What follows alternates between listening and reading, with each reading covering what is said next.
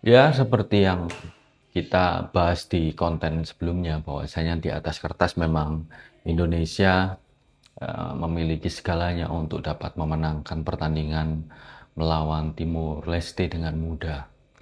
Tapi itulah tadi, sepak bola bukanlah perhitungan matematika.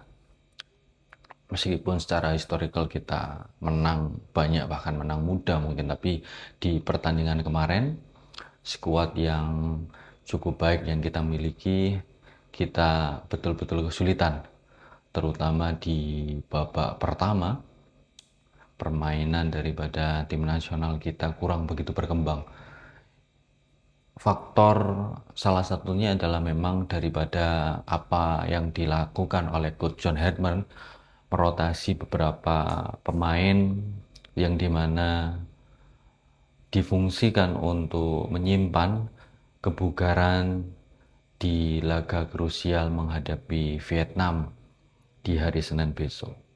Tapi karena rencana itu tidak berjalan dengan baik, kita kesulitan untuk membongkar pertahanan daripada Timur Leste yang bermain begitu low block, hanya mengantarkan serangan balik. Ditambah lagi mereka harus bermain dengan 10 pemain setelah salah satu pemain mereka harus menerima kartu kuning kedua setelah mengganjal Tom Haye, harus dikeluarkan di menit-menit awal pertandingan. Ini semakin membuat para pemain Timor Leste justru bermain lebih disiplin, rapat di bagian belakang. Tahu betul mereka siapa yang harus mereka press, siapa yang harus mereka jaga. Pertahanan mereka juga begitu solid. Dan di babak pertama terutama kita kehilangan pemain seperti Beckham Putra, Donny Tripamungkas, yang biasanya mampu melakukan penetrasi, uh, pergerakan yang eksplosif yang biasanya ditunjukkan oleh Beckham Putra maupun Donny Tripamungkas dari sisi sayap. Kemudian kerjasama 1-2 Beckham Putra dengan Eliano yang kemarin kita saksikan di pertandingan melawan Kamboja itu tidak nampak. Akhirnya membuat kita kesulitan menempatkan Tom Haye sebagai false nine. Kalau kita lihat kemarin di belakang striker Michel Baker tidak berjalan dengan baik. Bagaimana Tom Haye kita tahu memiliki karakteristik sebagai seorang penyuplai bola, bukan orang yang dalam tanda kutip punya kemampuan untuk melewati 1-2 pemain. Tom Haye tidak berfungsi seperti itu, tidak memiliki kemampuan seperti itu. Kapasitas dia adalah sebagai seorang penyuplai bola. Penempatan bola dia bagus Tom Haye. Tapi kalau untuk membongkar pertahanan dengan pergerakan-pergerakan eksplosif memang bukanlah karakteristik dari Tom Haye. Tapi mungkin itu dilakukan, yang saya sampaikan di awal tadi adalah salah satu dalam rangka Coach John Herdman untuk merotasi pemain untuk menjaga stabilitas fisik dalam rangka untuk menjelang laga menghadapi Vietnam di hari Senin nanti.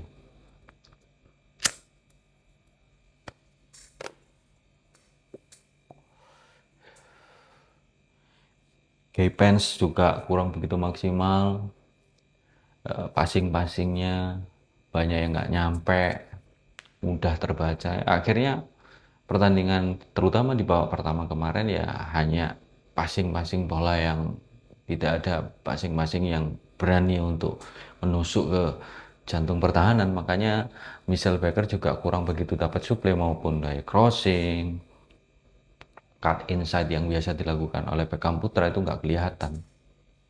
Kemarin Rehan Hanan begitu masih kesulitan untuk penempatan posisi, seringkali terlalu terlalu cepat untuk melepaskan umpan, terlalu cepat berlari juga karena memang Rehan Hanan adalah pemain yang memiliki kecepatan. Seringkali timingnya masih belum begitu matang karena memang pemain ini masih muda. Akhirnya Coach John Herdman melakukan perubahan. Perubahan itu mulai kelihatan di saat mulai memasukkan Donitri Pamungkas dan Shane Patinama, di mana saat itu Mark Klok ditarik keluar, Donitri Pamungkas, Shane Patinama masuk, kemudian ada Ragnar Oratmangun juga masuk. Akhirnya Tom Haye dikembalikan di posisi yang lebih ke dalam, jadi lebih sebagai pembagi bola yang biasanya dilakukan oleh Tom Haye. Cuma lebih ke dalam lagi bersama Ivar Jenner, kan biasanya posisinya itu Tom Haye ada di tengah, kemudian ada double pivot Mark Klok sama Ivar Jenner lah. Yang kemarin akhirnya karena ada Ragnar Orakmangun masuk, Tom Haye dikembalikan ke belakang, bersama diduetkan di belakang bersama dengan Ivar Jenner, bahkan lebih agak ke belakang lagi untuk menyuplai bola-bola, membagi bola yang lebih efektif lagi. Kemudian Ragnar Orakmangun lah, di saat Ragnar Orakmangun masuk, maka permainan mulai sedikit menemukan celahnya. Jadi Ragnar Orakmangun kita tahu dia begitu pandai untuk mencari celah. Kerjasama itu mulai kelihatan hasilnya ketika Ragnar Orakmangun, Shane Patinama, dan Donitri Pamungkas mulai mencoba melakukan umpan 1-2 yang sangat efektif di sisi kiri pertahanan Timor Leste, dan akhirnya mampu memberikan umpan yang cukup bagus kepada Donitri Pamungkas. Donitri Pamungkas dengan ciri khasnya mampu memberikan tusukan-tusukan yang sangat membahayakan, menghasilkan assist yang diselesaikan dengan baik oleh Shane Patinama. Ini apresiasi yang besar bagi kita supporter tim nasional Indonesia.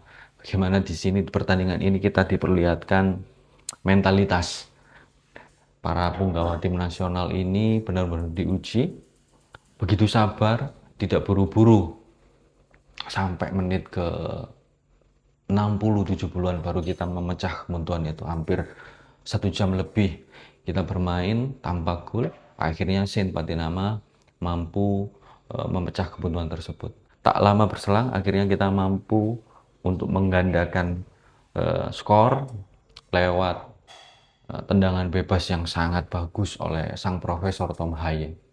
Ciri khas daripada Tom Haye, tendangan-tendangan seperti itu teman-teman, kita tahu.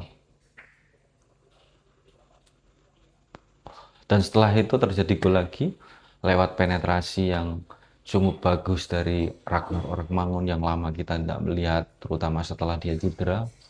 Memberikan umpan yang sangat matang, diselesaikan dengan sangat baik oleh Erling Becker, yang mungkin dalam pertandingan hari ini kurang begitu kelihatan karena memang dia begitu dijaga ketat oleh para pemain Timor Leste. Coach John Herdman di wawancara menyampaikan bahwasanya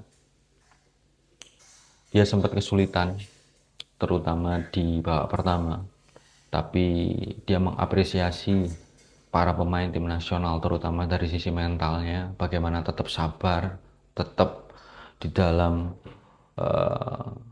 on the track skema permainan yang diinstruksikan oleh Coach John Herdman, yang akhirnya membuahkan hasil dengan melakukan beberapa pergantian.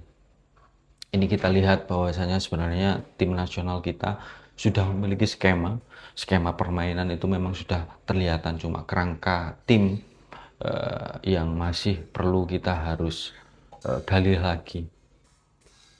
Kalau kita lihat di pertandingan kemarin, apabila terutama di babak kedua, di saat Tom Haye ditarik lebih ke dalam, kita nggak membayangkan kalau itu melawan Vietnam. Ya pasti tentu Coach John Herdman tidak mungkin, saya yakin tidak mungkin melakukan hal itu di saat melawan Vietnam, karena kita tahu Vietnam memiliki pemain-pemain dengan transisi dari bertahan ke menyerang, memiliki kecepatan yang cukup bagus. Kita lihat kemarin beberapa kali Timor Leste mampu melakukan transisi cepat dari mulai bertahan kemudian menyerang. Tom Haye harus berlari sekencang itu menghadang pemain Timor Leste. Sedikit marah-marah Tom Haye karena mungkin bukan tugas dia. Tom Haye bukan karakter pemain yang dalam tanda kutip petarung seperti itu, siap berkelahi di tengah lapangan. Dia adalah gelandang elegan yang biasa untuk membagi bola, tapi kemarin dia sedikit lebih ke dalam dan melakukan tugas itu.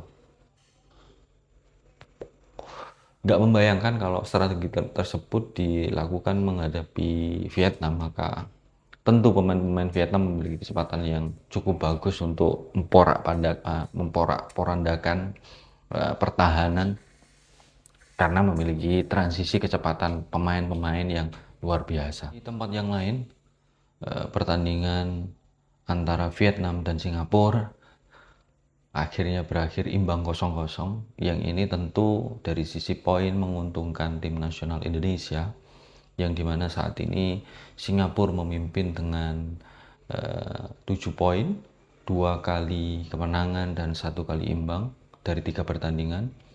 Indonesia 2 kali kemenangan dari 2 pertandingan mengumpulkan poin 6, dan Vietnam dari 2 pertandingan mengumpulkan poin 4 dari 1 kemenangan dan 1 imbang melawan Singapura kemarin.